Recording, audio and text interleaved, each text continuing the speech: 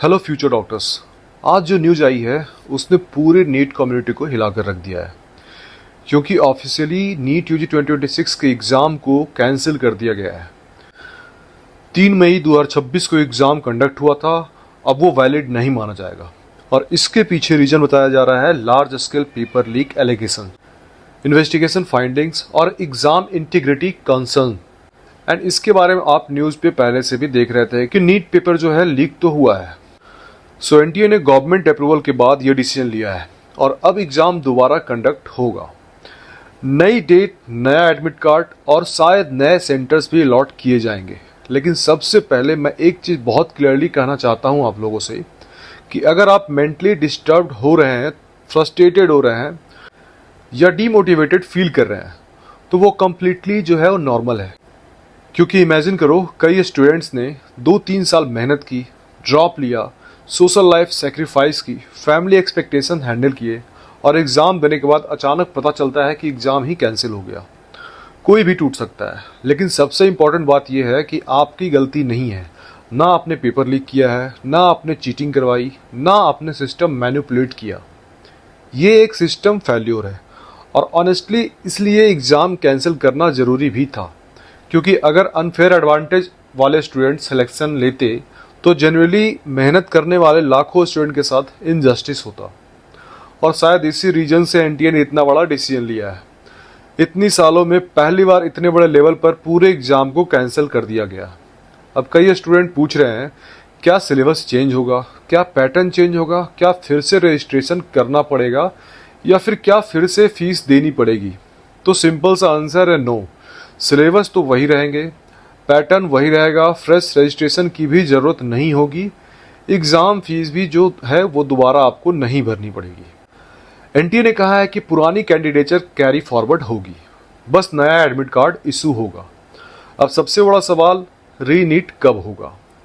Official date अभी नहीं आई है, लेकिन एक्सपेक्टेशन यही है कि करीब 1 से 2 मंथ के अंदर, यानी 1 मंथ के अंदर भी हो सकती है या 1 मंथ से थोड़ा ज़्यादा टाइम भी लिया जा सकता है। और देखा जाए तो ऑनेस्टली यही फेज जो है सबसे डेंजरस भी होता है, क्योंकि यहाँ स्टूडेंट 2 कैटेगरीज में डिवाइड हो जाते हैं। पहले वो मेंटली कोलैप्स कर जाते हैं, दूसरे वो जो इस एक्स्ट्रा टाइम को अपॉर्चुनिटी बना लेते हैं। और रियलिटी ये है कि सिलेक्शन दूसरी कैटेगरी वाले स्टूडेंट को ज़्यादा होता है। अब स्ट्रैटेजी क्या होनी चाहिए? सबसे पहले पैनिक बंद करो, क्योंकि पैनिक प्रिपरेशन डिस्ट्रॉय करता है। अब फोकस होना चाहिए revision plus smart practice plus consistency पर। सबसे ज़्यादा इंपॉर्टेंस बायोलॉजी को दो, क्योंकि 90 क्वेश्चन बायोलॉजी से आते हैं। अगर बायोलॉजी स्ट्रांग है तो हाफ बैटल वहीं जीत जाते हो आप। टारगेट होना चाहिए 340 to 350 plus score in biology, उसके बाद केमिस्ट्री और फिर फिजिक्स। लेकिन फिजिक्स में सबसे बड़ी मिस्टेक क्या होती है? स्टूडेंट हर क्वेश्चन सोल्व करने की कोशिश करते हैं, जबकि रियलिटी ये है कि नीट में सिलेक्शन हर क्वेश्चन सोल्व करने से नहीं आता। सिलेक्शन आता है स्मार्ट अटेम्प्ट स्ट्रैटेजी से। पेपर में हमेशा कुछ क्वेश्चन ऐसे होंगे जो 40-50 सेकेंड्स में हो जाएंगे, कुछ क्वेश्चन ऐसे होंगे जो इंटेंशनली लेंदी बनाए जाएंगे और कुछ क्वेश्चन ऐसे होंगे जो टॉपर्स को भी कंफ्यूज करेंगे। उनका पर्पस ही यही होता है, टाइम कंज्यूम करना। इसलिए डिफिकल्ट क्वेश्चन देखकर पैनिक मत करो, पहले इजी क्वेश्चन खत्म करो, क्योंकि अल्टीमेटली 25 to 30 स्मार्टली अटेम्प्ट जो है क्वेश्चंस रैंक डिसाइड करते हैं। और एक चीज़ हमेशा याद रखना है कि अगर पेपर टफ आएगा तो सबके लिए टफ आएगा, अगर पेपर इजी आएगा तो वो सभी के लिए इजी आएगा। सिलेक्शन रिलेटिव परफॉर्मेंस से होता है, एब्सोलूट परफेक्शन से नहीं। अब कई स्टूडेंट कट ऑफ को लेकर भी डर रहे हैं, क्योंकि पेपर लीक का इम्पैक्ट कट ऑफ पर पड़ सकता था। बहुत लोग बिलीव कर रहे थे कि कट ऑफ एबनॉर्मल लेवल तक जा सकता है, 650 से 670 प्लस तक भी सोच रहे थे। और शायद इसी रीजन से इन्वेस्टिगेशन इतनी सीरियस हुई। अब सीबीआई इंक्वायरी भी शुरू हो सकती है और involved networks, middleman, exam centres और लीक कनेक्शन की जांच होगी। लेकिन ऑनेस्टली इन सब चीज़ों पर आपका कंट्रोल नहीं है।